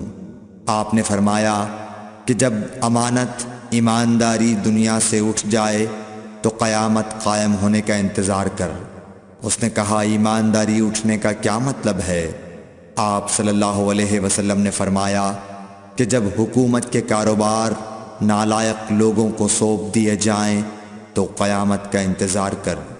صحیح بخاری حدیث نمبر 60۔ عبداللہ بن عمرو نے کہا کہ ایک سفر میں جو ہم نے کیا تھا، حضرت صلی اللہ علیہ وسلم ہم سے پیچھے رہ گئے، اور آپ صلی اللہ علیہ وسلم ہم سے اس وقت ملے جب عصر کی نماز کا وقت آن پہنچا تھا۔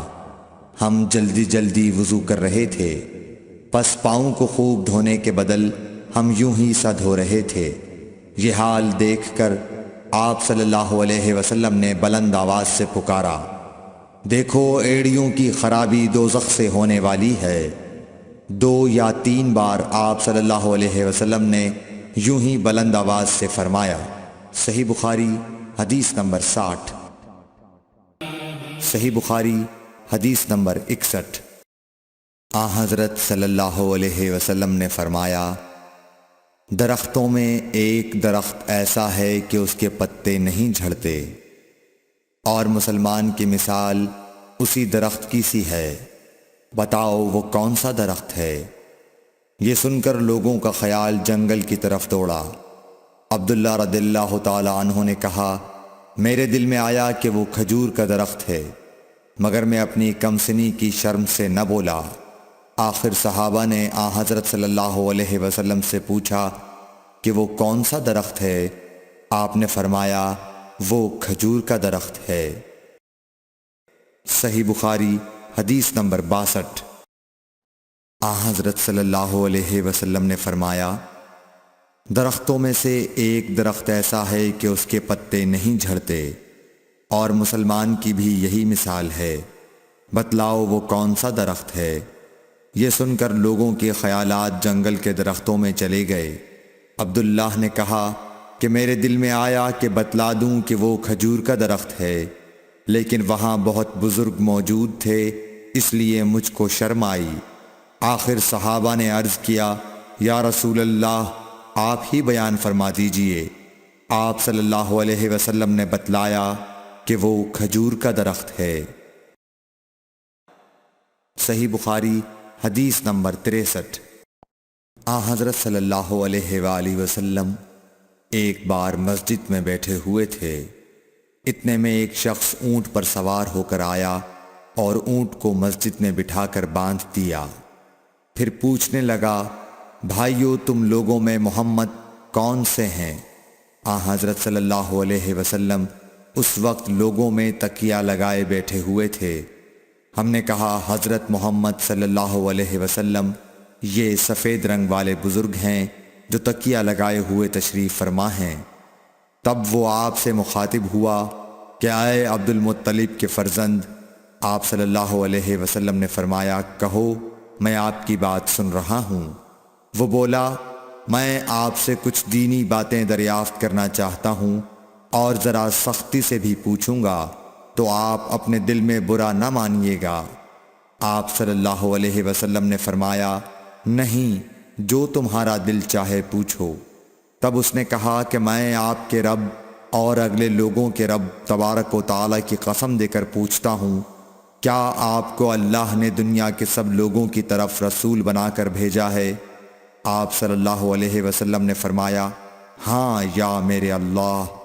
پھر اس نے کہا، میں آپ کو اللہ کی قسم دیتا ہوں، کیا اللہ نے آپ کو رات دن میں 5 نمازیں پڑھنے کا حکم فرمایا ہے؟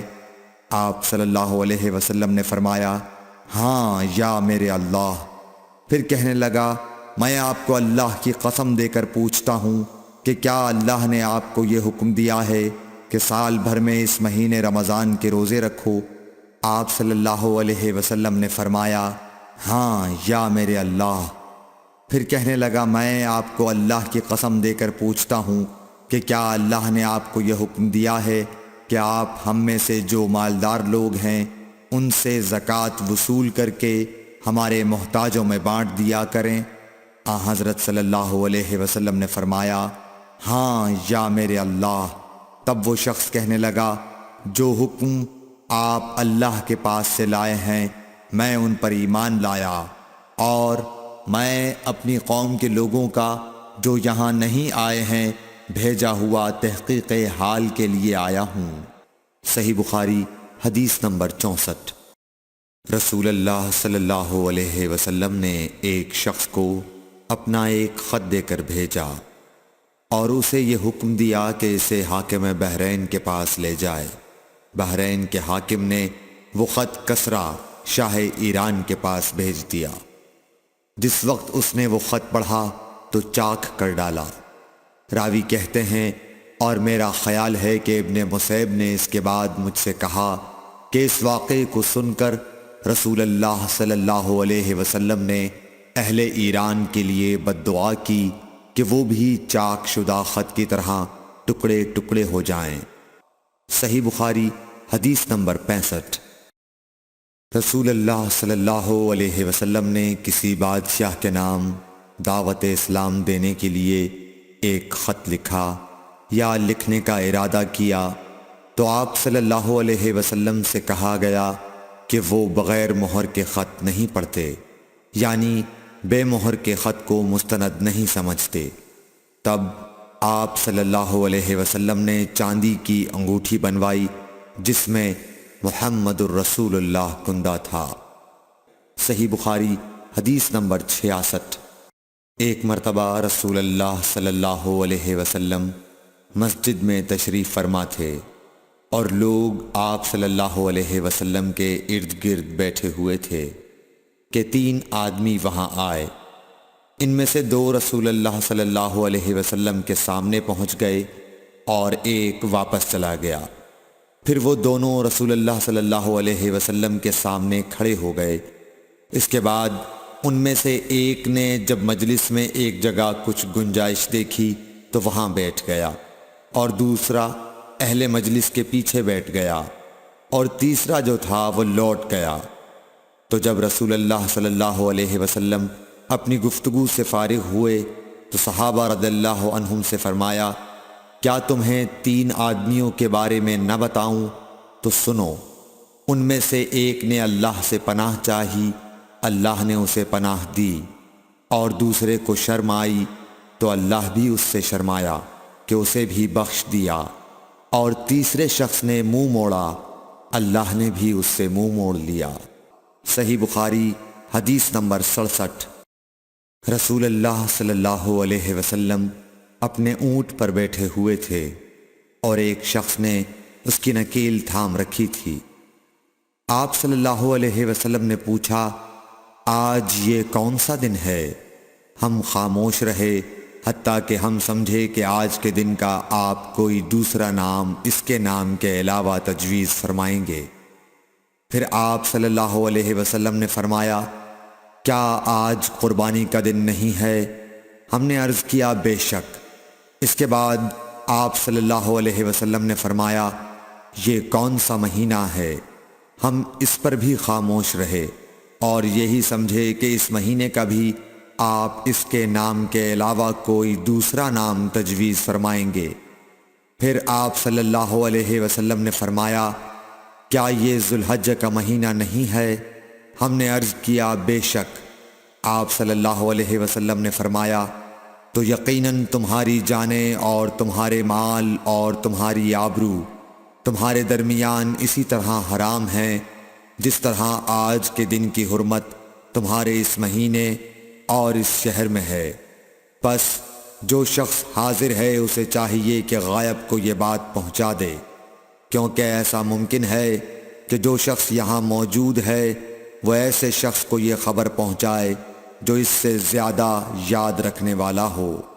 صحیح بخاری حدیث نمبر 68۔ رسول اللہ صلی اللہ علیہ وسلم نے ہمیں نصیحت فرمانے کے لیے کچھ دن مقرر کر دیے تھے، اس ڈر سے کہ کہیں ہم کبھی دخاطر نہ ہو جائیں۔ صحیح بخاری حدیث نمبر 69۔ آپ صلی اللہ علیہ وآلہ وسلم نے فرمایا، آسانی کرو اور سختی نہ کرو، اور خوش کرو اور نفرت نہ دلاؤ۔ صحیح بخاری حدیث نمبر 70۔ عبداللہ ابن مسعود ہر جمعرات کے دن لوگوں کو وعظ سنایا کرتے تھے۔ ایک آدمی نے ان سے کہا، اے ابو عبد الرحمن، میں چاہتا ہوں کہ تم ہمیں ہر روز وعظ سنایا کرو۔ انہوں نے فرمایا، تو سن لو کہ مجھے اس امر سے کوئی چیز مانع ہے تو یہ کہ میں یہ بات پسند نہیں کرتا کہ کہیں تم تنگ نہ ہو جاؤ، اور میں وعظ میں تمہاری فرصت کا وقت تلاش کیا کرتا ہوں، جیسا کہ رسول اللہ صلی اللہ علیہ وسلم اس خیال سے کہ ہم کبھی دخاطر نہ ہو جائیں واعظ کے لیے ہمارے اوقات فرصت کا خیال رکھتے تھے۔ صحیح بخاری حدیث نمبر 71۔ رسول اللہ صلی اللہ علیہ وسلم نے فرمایا، جس شخص کے ساتھ اللہ تعالی بھلائی کا ارادہ کرے اسے دین کی سمجھ عنایت فرما دیتا ہے، اور میں تو محض تقسیم کرنے والا ہوں، دینے والا تو اللہ ہی ہے، اور یہ امت ہمیشہ اللہ کے حکم پر قائم رہے گی، اور جو شخص ان کی مخالفت کرے گا انہیں نقصان نہیں پہنچا سکے گا یہاں تک کہ اللہ کا حکم قیامت آ جائے اور یہ عالم فنا ہو جائے۔ صحیح بخاری حدیث نمبر 72۔ عبداللہ بن عمر رضی اللہ تعالی عنہ کہتے تھے کہ ہم رسول اللہ صلی اللہ علیہ وسلم کی خدمت میں حاضر تھے کہ آپ صلی اللہ علیہ وسلم کے پاس کھجور کا ایک گابھا لایا گیا۔ اسے دیکھ کر آپ نے فرمایا کہ درختوں میں ایک درخت ایسا ہے اس کی مثال مسلمان کی طرح ہے۔ ابن عمر کہتے ہیں کہ یہ سن کر میں نے ارادہ کیا کہ عرض کروں کہ وہ درخت کھجور کا ہے، مگر چونکہ میں سب میں چھوٹا تھا اس لیے خاموش رہا۔ پھر رسول اللہ صلی اللہ علیہ وسلم نے خود ہی فرمایا کہ وہ کھجور ہے۔ صحیح بخاری حدیث نمبر 73۔ رسول اللہ صلی اللہ علیہ وسلم کا ارشاد ہے کہ حسد صرف دو باتوں میں جائز ہے، ایک تو اس شخص کے بارے میں جسے اللہ نے دولت دی ہو اور وہ اس دولت کو راہ حق میں خرچ کرنے پر بھی قدرت رکھتا ہو، اور ایک اس شخص کے بارے میں جسے اللہ نے حکمت کی دولت سے نوازا ہو اور وہ اس کے ذریعے سے فیصلہ کرتا ہو اور لوگوں کو اس حکمت کی تعلیم دیتا ہو۔ صحیح بخاری حدیث نمبر 74۔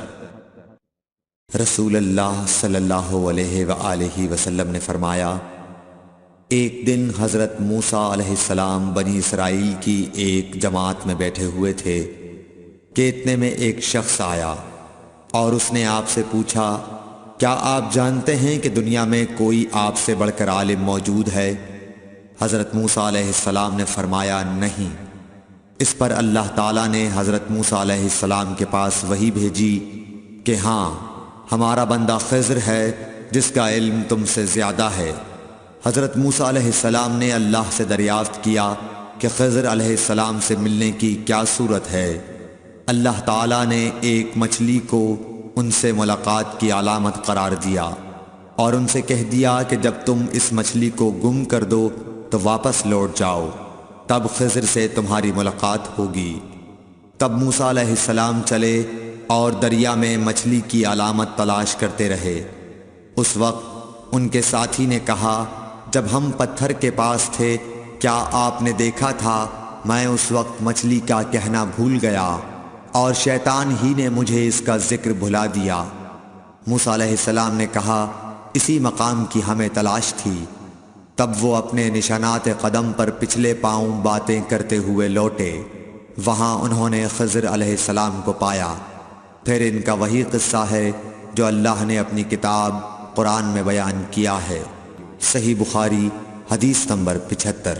حضرت ابن عباس رضی اللہ تعالی عنہ نے فرمایا کہ ایک مرتبہ رسول اللہ صلی اللہ علیہ وآلہ وسلم نے مجھے سینے سے لگا لیا اور دعا دیتے ہوئے فرمایا کہ اے اللہ، اسے علم کتاب قرآن عطا فرمائیو۔ صحیح بخاری حدیث نمبر 76۔ عبداللہ بن عباس رضی اللہ تعالی عنہ نے فرمایا کہ میں ایک مرتبہ گدھی پر سوار ہو کر چلا۔ اس زمانے میں میں بلوغ کے قریب تھا۔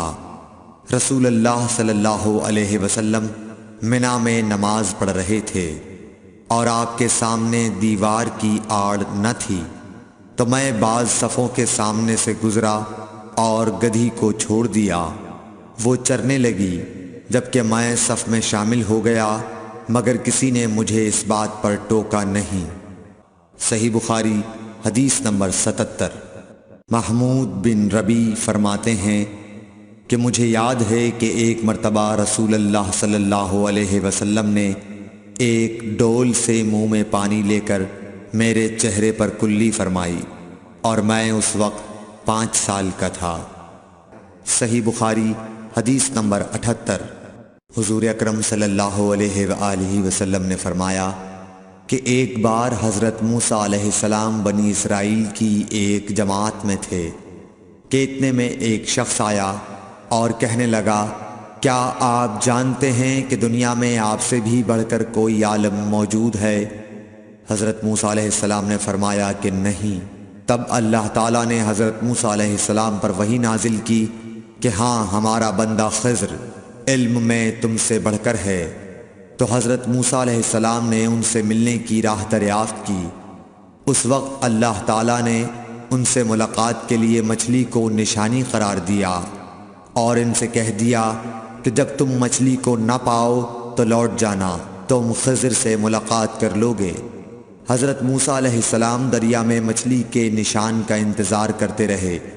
تب ان کے خادم نے ان سے کہا، کیا آپ نے دیکھا تھا کہ جب ہم پتھر کے پاس تھے تو میں وہاں مچھلی بھول گیا اور مجھے شیطان ہی نے غافل کر دیا؟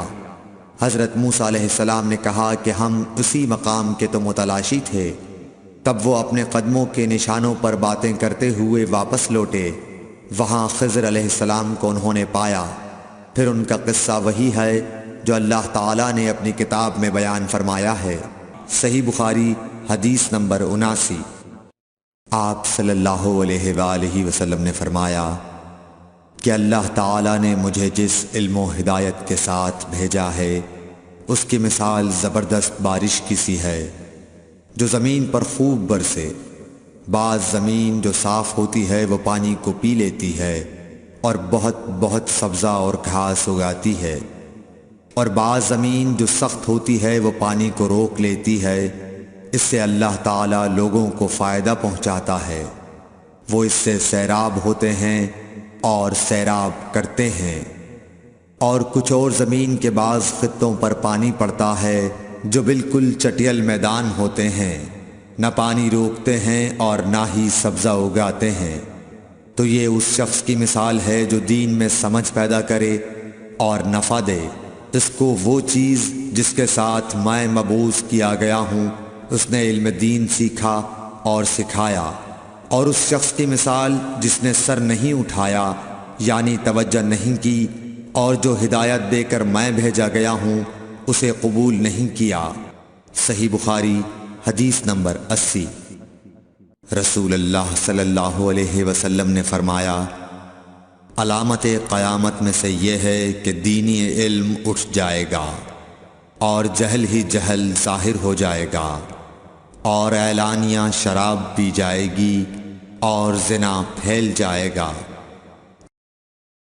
صحیح بخاری حدیث نمبر 81۔ رسول اللہ صلی اللہ علیہ وآلہ وسلم نے فرمایا کہ علامات قیامت میں سے یہ ہے کہ علم دین کم ہو جائے گا، جہل ظاہر ہو جائے گا، زنا بکثرت ہوگا، عورتیں بڑھ جائیں گی اور مرد کم ہو جائیں گے، حتیٰ کہ 50 عورتوں کا نگران صرف ایک مرد رہ جائے گا۔ صحیح بخاری حدیث نمبر 82۔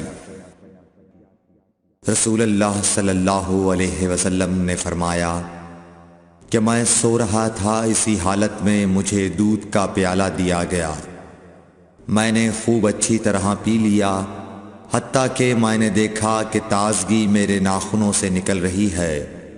پھر میں نے اپنا بچا ہوا دودھ عمر بن الخطاب کو دے دیا۔ صحابہ رضی اللہ عنہم نے پوچھا، آپ نے اس کی کیا تعبیر لی؟ آپ صلی اللہ علیہ وسلم نے فرمایا، علم۔ صحیح بخاری حدیث نمبر 83۔ حجۃ الوداع میں رسول اللہ صلی اللہ علیہ وسلم لوگوں کے مسائل دریافت کرنے کی وجہ سے منا میں ٹھہر گئے تو ایک شخص آیا اور اس نے کہا کہ میں نے بے خبری میں ذبح کرنے سے پہلے سر منڈا لیا۔ آپ صلی اللہ علیہ وسلم نے فرمایا، اب ذبح کر لے اور کچھ حرج نہیں۔ پھر دوسرا آدمی آیا، اس نے کہا کہ میں نے بے خبری میں رمی کرنے سے پہلے قربانی کر لی۔ آپ صلی اللہ علیہ وآلہ وسلم نے فرمایا، اب رمی کر لے اور پہلے کر دینے سے کچھ حرج نہیں۔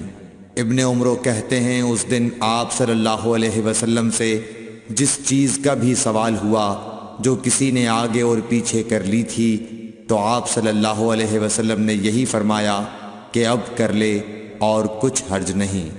صحیح بخاری حدیث نمبر 84۔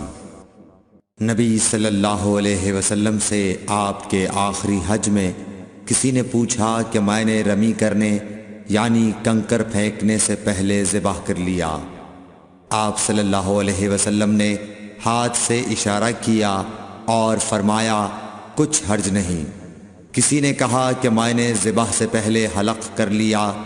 آپ صلی اللہ علیہ وسلم نے سر سے اشارہ فرما دیا کہ کچھ حرج نہیں۔ صحیح بخاری حدیث نمبر 85۔ آپ صلی اللہ علیہ وسلم نے فرمایا کہ ایک وقت ایسا آئے گا کہ جب علم اٹھا لیا جائے گا، جہالت اور فتنے پھیل جائیں گے اور حرج بڑھ جائے گا۔ آپ سے پوچھا گیا کہ یا رسول اللہ حرج سے کیا مراد ہے؟ آپ صلی اللہ علیہ وسلم نے اپنے ہاتھ کو حرکت دے کر فرمایا، اس طرح گویا آپ صلی اللہ علیہ وسلم نے اس سے قتل مراد لیا۔ صحیح بخاری حدیث نمبر 86۔ ہم سے موسیٰ بن اسماعیل نے بیان کیا، ان سے وہیب نے، ان سے حشام نے فاطمہ کے واسطے سے نقل کیا۔ وہ اسما سے روایت کرتی ہیں کہ میں عائشہ رضی اللہ تعالی عنہا کے پاس آئی، وہ نماز پڑھ رہی تھیں۔ میں نے کہا لوگوں کا کیا حال ہے؟ تو انہوں نے آسمان کی طرف اشارہ کیا، یعنی سورج کو گہن لگا ہے۔ اتنے میں لوگ نماز کے لیے کھڑے ہو گئے۔ حضرت عائشہ رضی اللہ تعالی عنہا نے کہا اللہ پاک ہے۔ میں نے کہا کیا یہ گہن کوئی خاص نشانی ہے؟ انہوں نے سر سے اشارہ کیا، یعنی ہاں۔ پھر میں بھی نماز کے لیے کھڑی ہو گئی، حتیٰ کہ مجھے غش آنے لگا تو میں اپنے سر پر پانی ڈالنے لگی۔ پھر نماز کے بعد رسول اللہ صلی اللہ علیہ وسلم نے اللہ تعالیٰ کی تعریف کی اور اس کی صفت بیان فرمائی۔ پھر فرمایا جو چیز مجھے پہلے دکھلائی نہیں گئی تھی آج وہ سب اس جگہ میں نے دیکھ لی، یہاں تک کہ جنت اور دوزخ کو بھی دیکھ لیا، اور مجھ پر یہ وحی کی گئی کہ تم اپنی قبروں میں آزمائے جاؤ گے۔ مثل یا قرب کا کون سا لفظ؟ حضرت اسما نے فرمایا میں نہیں جانتی۔ فاطمہ کہتی ہیں یعنی فتنہ دجال کی طرح آزمائے جاؤ گے۔ کہا جائے گا قبر کے اندر کہ تم اس آدمی کے بارے میں کیا جانتے ہو؟ تو جو صاحب ایمان یا صاحب یقین ہوگا۔ کون سا لفظ فرمایا؟ حضرت اسما نے مجھے یاد نہیں۔ وہ کہے گا وہ محمد اللہ کے رسول صلی اللہ علیہ وسلم ہیں جو ہمارے پاس اللہ کی ہدایت اور دلیلیں لے کر آئے تو ہم نے ان کو قبول کر لیا اور ان کی پیروی کی۔ وہ محمد صلی اللہ علیہ وسلم ہیں۔ 3 بار اسی طرح کہے گا، پھر اس سے کہہ دیا جائے گا کہ آرام سے سو جا، بے شک ہم نے جان لیا کہ تو محمد صلی اللہ علیہ وسلم پر یقین رکھتا تھا۔ اور بہرحال منافق یا شکی آدمی، میں نہیں جانتی کہ ان میں سے کون سا لفظ حضرت اسما نے استعمال کیا۔ تو وہ منافق یا شکی آدمی کہے گا کہ جو لوگوں کو میں نے کہتے سنا میں نے بھی وہی کہہ دیا، باقی میں کچھ نہیں جانتا۔ صحیح بخاری حدیث نمبر 87۔ قبیلہ عبد القیس کا وفد رسول اللہ صلی اللہ علیہ وسلم کی خدمت میں آیا۔ آپ صلی اللہ علیہ وسلم نے دریافت کیا کہ کون سا وفد آیا ہے یا یہ کون لوگ ہیں؟ انہوں نے کہا ربیعہ خاندان کے لوگ ہیں۔ آپ صلی اللہ علیہ وسلم نے فرمایا کہ مبارک ہو قوم کو آنا یا مبارک ہو اس وفد کو جو کبھی نہ رسوا ہو نہ شرمندہ ہو۔ اس کے بعد انہوں نے عرض کیا کہ ہم ایک دور دراز کونے سے آپ کے پاس آئے ہیں اور ہمارے اور آپ کے درمیان کفار مضر کا قبیلہ پڑتا ہے۔ اس کے خوف کی وجہ سے ہم حرمت والے مہینوں کے علاوہ اور ایام میں نہیں آ سکتے، اس لیے ہمیں کوئی ایسی قطعی بات بتلا دیجئے کہ جس کی ہم اپنے پیچھے رہ جانے والے لوگوں کو خبر دے دیں اور اس کی وجہ سے ہم جنت میں داخل ہو سکیں۔ تو آپ صلی اللہ علیہ وسلم نے انہیں 4 باتوں کا حکم دیا اور 4 سے روک دیا۔ اول انہیں حکم دیا کہ ایک اللہ پر ایمان لائیں، پھر فرمایا کہ کیا تم جانتے ہو کہ ایک اللہ پر ایمان لانے کا کیا مطلب ہے؟ انہوں نے عرض کیا اللہ اور اس کا رسول زیادہ جانتے ہیں۔ آپ صلی اللہ علیہ وسلم نے فرمایا ایک اللہ پر ایمان لانے کا مطلب یہ ہے کہ اس بات کا اقرار کرنا کہ اللہ کے سوا کوئی معبود نہیں، اور یہ کہ محمد صلی اللہ علیہ وسلم اللہ کے سچے رسول ہیں، اور نماز قائم کرنا، زکوٰۃ ادا کرنا اور ماہ رمضان کے روزے رکھنا، اور یہ کہ تم مال غنیمت سے 5واں حصہ ادا کرو، اور 4 چیزوں سے منع فرمایا، دبا، حنتم، مزفت کے استعمال سے۔ اور چوتھی چیز کے بارے میں شعبہ کہتے ہیں کہ ابو حمزہ بسا اوقات نقیر کہتے تھے اور بسا اوقات مقیر۔ اس کے بعد رسول اللہ صلی اللہ علیہ وسلم نے فرمایا کہ ان باتوں کو یاد رکھو اور اپنے پیچھے رہ جانے والوں کو بھی ان کی خبر کر دو۔ صحیح بخاری حدیث نمبر 88۔ عقبہ نے ابو احاب بن عزیز کی لڑکی سے نکاح کیا تو ان کے پاس ایک عورت آئی اور کہنے لگی کہ میں نے عقبہ کو اور جس سے اس کا نکاح ہوا ہے اس کو دودھ پلایا ہے۔ یہ سن کر عقبہ نے کہا مجھے نہیں معلوم کہ تو نے مجھے دودھ پلایا ہے، نہ تو نے کبھی مجھے بتایا ہے۔ تب سوار ہو کر رسول اللہ صلی اللہ علیہ وسلم کی خدمت میں مدینہ منورہ حاضر ہوئے اور آپ سے اس کے متعلق دریافت کیا تو آپ صلی اللہ علیہ وسلم نے فرمایا کس طرح تم اس لڑکی سے رشتہ رکھو گے، حالانکہ اس کے متعلق یہ کہا گیا۔ تب عقبہ بن حارث نے اس لڑکی کو چھوڑ دیا اور اس نے دوسرا خاوند کر لیا۔ صحیح بخاری حدیث نمبر 89۔ حضرت عمر سے روایت ہے کہ میں اور میرا ایک انصاری پڑوسی دونوں اطراف مدینہ کے ایک گاؤں بنی امیہ بن زید میں رہتے تھے، جو مدینے کے پورب کی طرف بلند گاؤں میں سے ہے۔ ہم دونوں باری باری حضرت صلی اللہ علیہ وسلم کی خدمت شریف میں حاضر ہوا کرتے تھے۔ ایک دن وہ آتا، ایک دن میں آتا۔ جس دن میں آتا اس دن کی وحی کی اور رسول اللہ صلی اللہ علیہ وسلم کی فرمودہ دیگر باتوں کی اس کو خبر دے دیتا تھا، اور جب وہ آتا تو وہ بھی اسی طرح کرتا۔ تو ایک دن وہ میرا انصاری ساتھی اپنی باری کے روز حاضر خدمت ہوا۔ جب واپس آیا تو اس نے میرا دروازہ بہت زور سے کھٹکھٹایا اور میرے بارے میں پوچھا کیا عمر یہاں ہیں؟ میں گھبرا کر اس کے پاس آیا۔ وہ کہنے لگا کہ ایک بڑا معاملہ پیش آ گیا ہے، یعنی رسول اللہ صلی اللہ علیہ وسلم نے اپنی بیویوں کو طلاق دے دی ہے۔ پھر میں اپنی بیٹی حفصہ کے پاس گیا، وہ رو رہی تھی۔ میں نے پوچھا کیا تمہیں رسول اللہ صلی اللہ علیہ وسلم نے طلاق دے دی ہے؟ وہ کہنے لگی میں نہیں جانتی۔ پھر میں نبی کی خدمت میں حاضر ہوا۔ میں نے کھڑے کھڑے کہا کہ آپ نے اپنی بیویوں کو طلاق دے دی ہے؟ آپ صلی اللہ علیہ وسلم نے فرمایا نہیں، یہ افواہ غلط ہے۔ تب میں نے تعجب سے کہا اللہ اکبر، اللہ بہت بڑا ہے۔ صحیح بخاری حدیث نمبر 90۔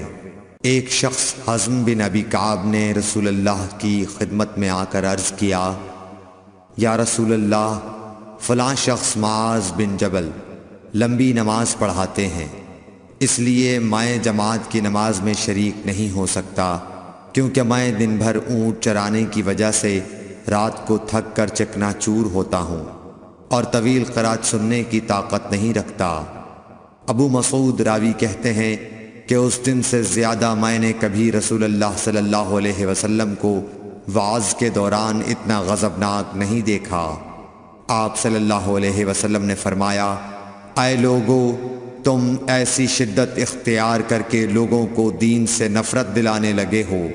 سن لو، جو شخص لوگوں کو نماز پڑھائے تو وہ ہلکی پڑھائے، کیونکہ ان میں بیمار، کمزور اور حاجت والے سبھی قسم کے لوگ ہوتے ہیں۔ صحیح بخاری حدیث نمبر 91۔ ایک شخص عمیر یا بلال نے رسول اللہ صلی اللہ علیہ وسلم سے پڑی ہوئی چیز کے بارے میں دریافت کیا۔ آپ نے فرمایا اس کی بندھن پہچان لے، یا فرمایا کہ اس کا برتن اور تھیلی کو پہچان لے، پھر 1 سال تک اس کی شناخت کا اعلان کراؤ، پھر اس کا مالک نہ ملے تو اس سے فائدہ اٹھاؤ، اور اگر اس کا مالک آ جائے تو اسے سونپ دو۔ اس نے پوچھا کہ اچھا گمشدہ اونٹ کے بارے میں کیا حکم ہے؟ آپ کو اس قدر غصہ آ گیا کہ رخسار مبارک سرخ ہو گئے، یا راوی نے یہ کہا کہ آپ کا چہرہ سرخ ہو گیا۔ یہ سن کر آپ صلی اللہ علیہ وسلم نے فرمایا تجھے اونٹ سے کیا واسطہ؟ اس کے ساتھ خود اس کی مشق ہے اور اس کے پاؤں کے سم ہیں، وہ خود پانی پر پہنچے گا اور خود پی لے گا اور خود درخت پر چرے گا، لہٰذا اسے چھوڑ دو یہاں تک کہ اس کا مالک مل جائے۔ اس نے کہا کہ اچھا گمشدہ بکری کے بارے میں کیا ارشاد ہے؟ آپ نے فرمایا وہ تیری ہے یا تیرے بھائی کی، ورنہ بھیڑیے کی غذا ہے۔ صحیح بخاری حدیث نمبر 92۔ رسول اللہ صلی اللہ علیہ وسلم سے کچھ باتیں دریافت کی گئیں کہ آپ کو برا معلوم ہوا، اور جب اس قسم کے سوالات کی آپ صلی اللہ علیہ وسلم پر بہت زیادتی کی گئی تو آپ کو غصہ آ گیا۔ پھر آپ نے لوگوں سے فرمایا اچھا اب مجھ سے جو چاہو پوچھو۔ تو ایک شخص نے دریافت کیا کہ میرا باپ کون ہے؟ آپ نے فرمایا تیرا باپ حذافہ ہے۔ پھر دوسرا آدمی کھڑا ہوا اور اس نے پوچھا کہ یا رسول اللہ میرا باپ کون ہے؟ آپ نے فرمایا کہ تیرا باپ سالم شیبہ کا آزاد کردہ غلام ہے۔ آخر حضرت عمر رضی اللہ تعالی عنہ نے آپ کے چہرہ مبارک کا حال دیکھا تو عرض کیا یا رسول اللہ ہم ان باتوں کے دریافت کرنے سے جو آپ کو ناگوار ہوں اللہ تعالی سے توبہ کرتے ہیں۔ صحیح بخاری حدیث نمبر 93۔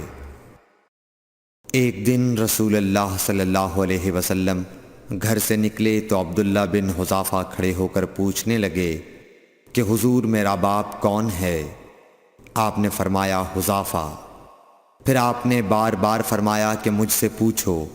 تو حضرت عمر رضی اللہ عنہ نے دو زانو ہو کر عرض کیا کہ ہم اللہ کے رب ہونے پر، اسلام کے دین ہونے اور محمد صلی اللہ علیہ وسلم کے نبی ہونے پر راضی ہیں، اور یہ جملہ 3 مرتبہ دہرایا۔ پھر یہ سن کر رسول اللہ صلی اللہ علیہ وسلم خاموش ہو گئے۔ صحیح بخاری حدیث نمبر 94۔ نبی اکرم صلی اللہ علیہ وآلہ وسلم جب سلام کرتے تو 3 بار سلام کرتے، اور جب کوئی کلمہ ارشاد فرماتے تو اسے 3 بار دہراتے یہاں تک کہ خوب سمجھ لیا جاتا۔ صحیح بخاری حدیث نمبر 95۔ رسول اللہ صلی اللہ علیہ وسلم جب کوئی کلمہ ارشاد فرماتے تو اسے 3 بار لوٹاتے یہاں تک کہ خوب سمجھ لیا جاتا، اور جب کچھ لوگوں کے پاس آپ تشریف لاتے اور انہیں سلام کرتے تو 3 بار سلام کرتے۔ صحیح بخاری حدیث نمبر 96۔ عبداللہ بن عمر رضی اللہ عنہ کہتے ہیں کہ ایک سفر میں رسول اللہ صلی اللہ علیہ وسلم ہم سے پیچھے رہ گئے، پھر آپ ہمارے قریب پہنچے تو عصر کی نماز کا وقت ہو چکا تھا یا تنگ ہو گیا تھا اور ہم وضو کر رہے تھے۔ ہم اپنے پیروں پر پانی کا ہاتھ پھیرنے لگے تو آپ نے بلند آواز سے فرمایا کہ آگ کے عذاب سے ان ایڑیوں کی جو خشک رہ جائیں خرابی ہے۔ یہ 2 مرتبہ فرمایا یا 3 مرتبہ۔ صحیح بخاری حدیث نمبر 97۔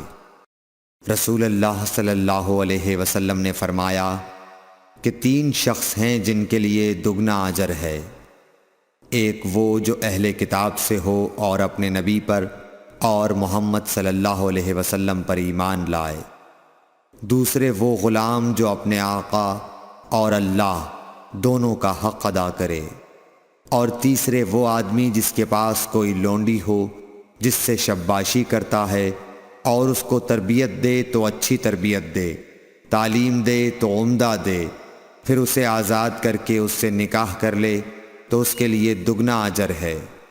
صحیح بخاری حدیث نمبر 98۔